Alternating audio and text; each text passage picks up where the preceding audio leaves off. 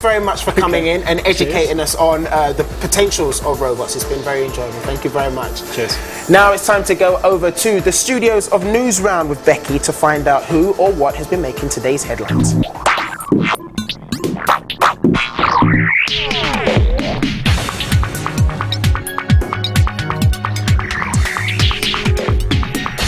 This is Newsround. Hello, welcome to the programme. Our top stories this afternoon. The Xbox examined, our press packers a game on. And Hear Nothing, Hearsay call off their UK tour. First, the Xbox hit the shelves at midnight last night in the latest round of console wars. But will it live up to the hype and fight off its competitors? We caught up with press packers Megan, Tom and Ben, who were fighting their own console war in Bath. Here's Lizo.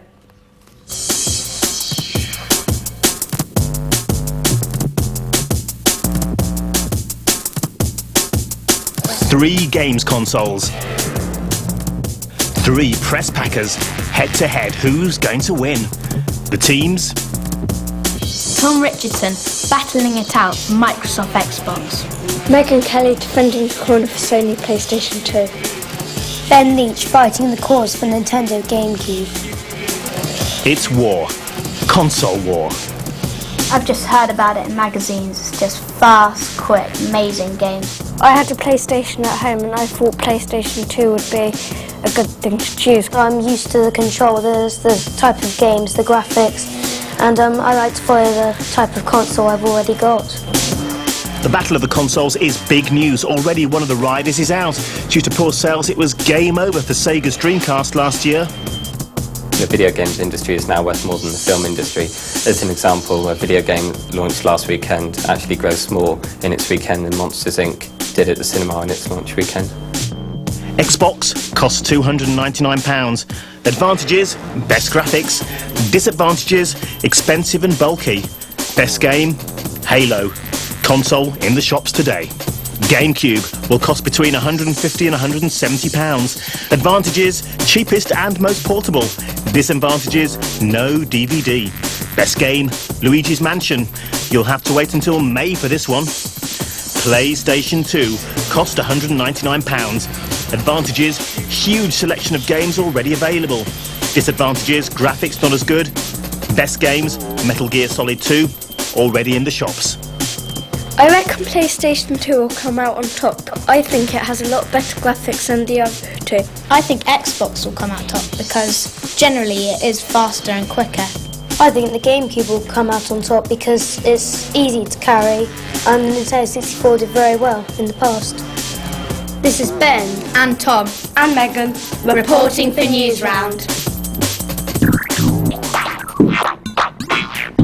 More top stories, and around 500,000 pupils in the London area have had a day of school today as many of their teachers were on strike. The teachers say they don't get paid enough to afford to live in the capital. A best ever bowling performance from England cricketer Matthew Hoggard has put the team on course to win against New Zealand on the second day of the first test in Christchurch. England are now in with a winning chance with an overall lead of 144. And a pest controller in New Zealand dropped in to sort out a wasp's nest the size of a car. In a makeshift sting-proof suit, he was dangled above the nest to pour in the poison. Oh, and you'll be pleased to hear that there was no sting at the end of this tale. It's now 5:31. Next, bad news for Hearsay fans. The band have called off their UK tour. They say it's because the group are hard at work recording new tracks, but ticket sales have been slow, and it all raises the question as to whether made-for-TV pop bands have had their day. Here's Matthew. It's been a tricky few months for the pop stars. Kim left the band.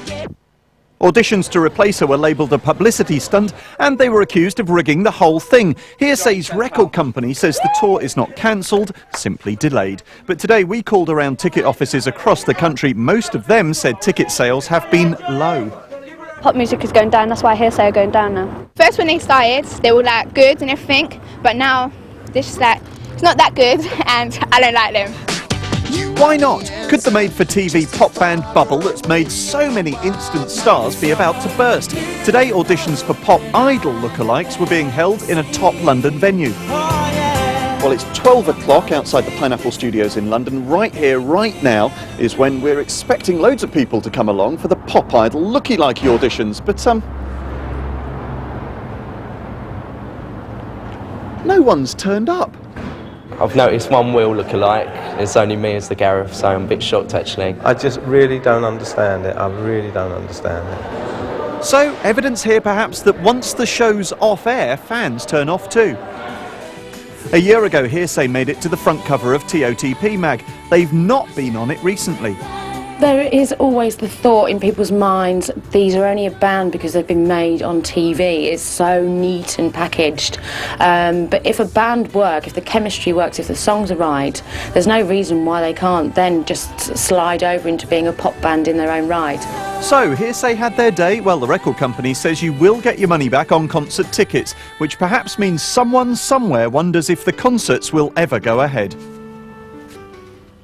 And finally, imagine all your favourite pop stars on one stage, or all the top movie stars on one set.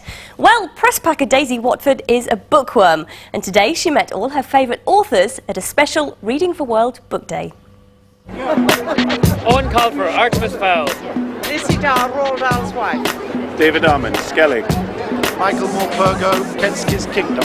Mallory Blackman, Pig Hot Boy. And fine Mrs. Doubtfire. Jacqueline Wilson, Story of Tracy Beaker. William Nicholson, The Wind Singer. Michael Rosen, Don't Put Mustard in the Custard. You may not have recognised their faces, but you have certainly read or heard their books. I'm Daisy, and this is a bookworm's dream come true. All the top children's authors are here. They've got together to give special readings from their books and of course get tasseled by people like me for any inside information. Jacqueline Wilson is my favourite author. The weird and amazing coincidence is I have just written a scene where the children go on the London Eye and they also go to the aquarium. So this is wonderful research for me. Could you tell me one of the books you're writing at the moment? Well, the book that I'm sort of finishing writing is a book called Cool, which is about a mother who hates the son using the word cool. Every time I meet a writer, I try to Owen read a book. Colfer wrote the award-winning and very popular Artemis Fowl, but what's going to happen in the next book? Well, in the first book, Artemis and the fairy people were fighting against each other, but in this book, they're forced to cooperate. And that is the big shift in the plot. So they have to work together even though they don't like each other. And that's what makes it interesting, I hope.